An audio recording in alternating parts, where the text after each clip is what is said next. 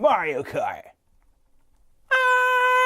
Mario Kart 8 Deluxe is a port of the 2014 Wii U game featuring all the downloadable content and updates, as well as a few new characters and game modes sprinkled in here and there in order to keep things, as they say, fresh. Now, I personally played the ever-living hell out of the original version of Mario Kart 8 when that came out, mostly because, well, there wasn't a whole lot else to play on the system at the time. Smash wouldn't come out for another 4 months, and I needed something to ease the agonizing pain of waiting for that game. So what better way to pass the time waiting for Nintendo's All-Star Fighting game than with Nintendo's All-Star Karting game? Made sense to me at the time. However, once Smash came out, I basically put Mario Kart down and never really touched it again since. Only dabbling with it occasionally when my friend wanted me to play with him, and when the DLC came out for it. So as someone who's played a heck of a lot of the original version when that first came out, how exactly does this new enhanced version differentiate itself from its Wii U counterpart? Well, let's take a look. This is Mario Kart 8 Deluxe for the Nintendo Switch.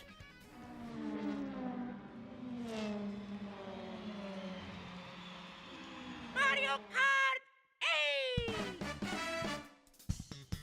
Now, considering the fact that this is indeed a port of an existing game, I really didn't expect a whole lot going in. It's got all the previous versions' characters, racetracks, racing modes, and all of that, as well as the DLC characters, Link, Animal Crossing's male and female villagers, Isabelle, and clone characters, Dry Bowser, Cat Peach, and Tanuki Mario. Oh, okay, seriously, guys. I know Mario is your mascot character and everything, but was it really necessary to include 4 different Marios? Actually, 5 if you include Gold Mario, which you unlock by winning all the 200cc Grand Prix. Back to that in a minute. Same goes for Peach. I mean, Pink Gold Peach? Really?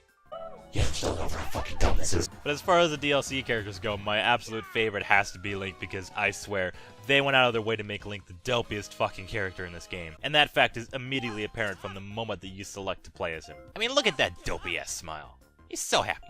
Complete with all his scraws, straws, and woo-haws, Link even has the Master Sword and Triforce when he does tricks. What a nice little touch. In fact, all the extra characters have their own little touches. Villager using the Animal Crossing emotions, and the new Inklings having the splatter shot and transforming into their squid forms, and how the hell can they go underwater? Shouldn't they explode or something when they enter it? I mean, we all know these aquatic creatures can't survive in water. But all that aside, this version of Mario Kart also features some new characters, including the Inklings, as I just mentioned, Dry Bones, Bowser Jr., and even King Boo.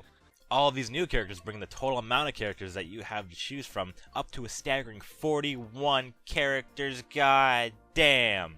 And if that's not enough for you, you can even race as one of your Miis, complete with their own character outfits so you can unlock their various amiibo. How swell! Of course, some of these outfits just make me want to have the characters they're based off of actually be a part of the roster instead.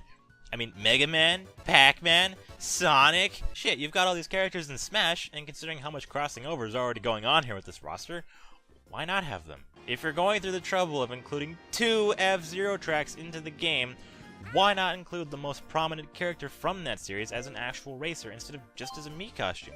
Or better yet, why not make a new F-Zero game? Huh? No? Okay.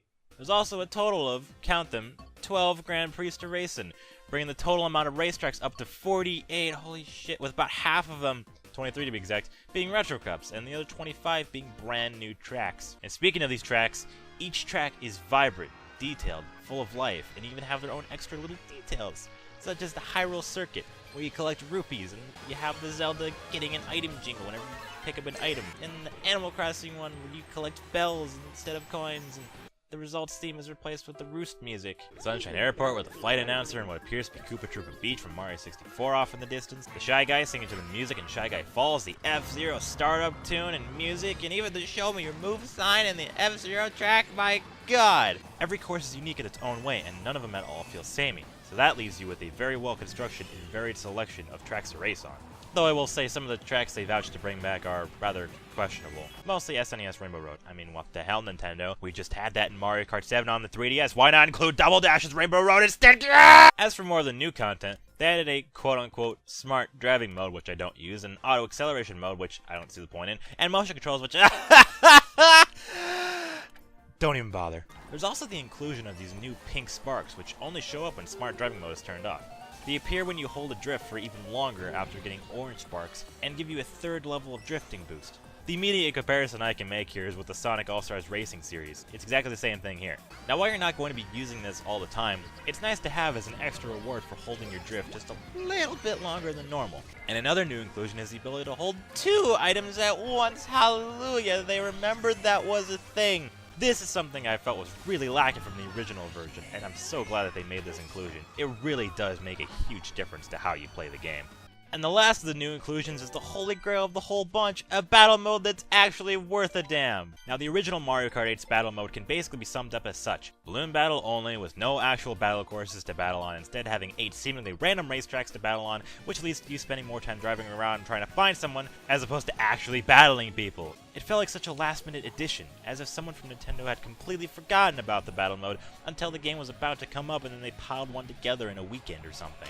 However, Deluxe's battle mode is a hell of a lot better, to say the least. It now features 5 modes as opposed to only just 1, and these modes are Balloon Battle, where you pop your foe's balloons for points, Renegade Roundup, which is basically cops and robbers, Bomb on Blast, where you blow everyone to high hell, Coin Runners, where greed is good, and Shine Thief, where you get the shine and hold on to it for dear life. And now there are 8 actual battle courses to battle on, thank God. This mode is way more on par with battle modes seen in previous installments in the series, and honestly, this is how it should have been in the first place. The smaller arenas make the battles more frantic, chaotic, with items flying everywhere, people getting decked left and right. Anything can truly happen and the results can change even at the very last second. And honestly, this is how the battle mode should be. Now is this the best battle mode in the series? I don't know, but it's a heck of a lot better than the original battle mode, that's for sure. And the little crown your character gets when you're winning is also a cute touch, by the way. King Link. Well, that's something I never thought I would see. He's just so fucking cute. Look at him. Look at him, his little crap. He's so cute. He's so cute. Most of the previously unlockable content from the original version of the game is actually unlocked from the get-go. All the characters, tracks, and modes are all available from the start. That also includes 200cc where... Holy shit! The only things that are left to unlock are Gold Mario, as I previously mentioned, and the different parts for your vehicles. That's right, vehicles can be customized for added visual and slightly functional flair. You can pick from different car bodies, tires, and gliders, each with their own stats that slightly change how your cars handle and, more importantly, how they look. So that's all fine and good. However, the way you unlock these parts is by collecting coins. That's it. The more coins you get, the more parts you get. And you get a new random part after collecting coin milestones. Yeah, the unlocks are random. So if there's a certain cool vehicle you enjoyed using in the original game that you were planning to jump right in with in this version, well, you're sorta SOL. That also includes the DLC carts, which is rather annoying. Racing through Mute City in my Falcon costume and the Blue Falcon will have to wait, I guess. So all of these fancy unlockables, new content, and polished graphics are great and all, but how does the game feel to play? Well, to put it simply, the game handles like an absolute dream. Controls are fluid and responsive, as you'd expect considering this is a racing game, so whenever you mess up a turn or something, it always feels like it's your fault and not the game's. However, how exactly the game controls does depend on which vehicle you use. See, some karts and bikes have different handlings from one another, sometimes drastically so. While karts tend to drift outwards in a large curve, bikes tend to drift sharper and more inwards. It may not sound like a drastic difference, but trust me, it is. It's so drastic in fact that I tend to just avoid using most bikes because I cannot get a handle on how they drift. It's just too stark of a contrast for me, and I always find myself either drifting off of the road or into walls because the bikes just don't turn how I expect them to. So if you plan on using bikes, you'll most likely have to practice with them a lot. Also, when you're playing the game, you should keep in mind that this is indeed Mario Kart. Luck is still a huge factor in deciding the winner of any given race. I mean, yeah, skill can be an influencer, but even the most skilled racer can be completely robbed of their rightful victory by a bad item beatdown. I swear, the amount of times that I was totally dominating a race, only to be obliterated by an onslaught of items, one after another, right at the very end of the race, cost me my victory in the process, was way too much. It almost felt like the game had it out for me, like I was doing too good, and the game had to do everything in its power to drag me back down. It was aggravating. Of course, this is hardly a new thing for Mario Kart, but it almost seems worse here, at least compared to the Wii U version. Since everyone can hold 2 items, that means there's twice as many items going around, and you're more likely to get dicked over as a consequence. Now this doesn't really kill the game for me. I mean, it's still fun as hell to play, but I wouldn't recommend getting super competitive or anything. This game obviously wasn't meant to be. So that's Mario Kart 8 Deluxe. Now, there's not a whole lot more I can really say about this game, considering 1, it's a kart racer, and 2, it's also a port of a game from a few years ago.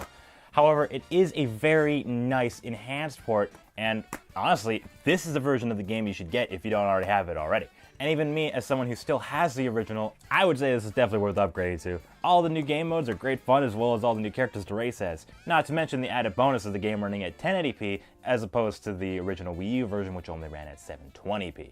And of course, there's the obvious bonus of playing the game in handheld mode and taking it with you wherever you go. Overall, I give this game my personal recommendation. If you own a Nintendo Switch, then you need to own this game. Of course, granted, if you own a Nintendo Switch, you probably already have it anyway. Still real fucking good. But that's it for me today. I'm SuperSheandog, and I will see you guys in the next one. See ya.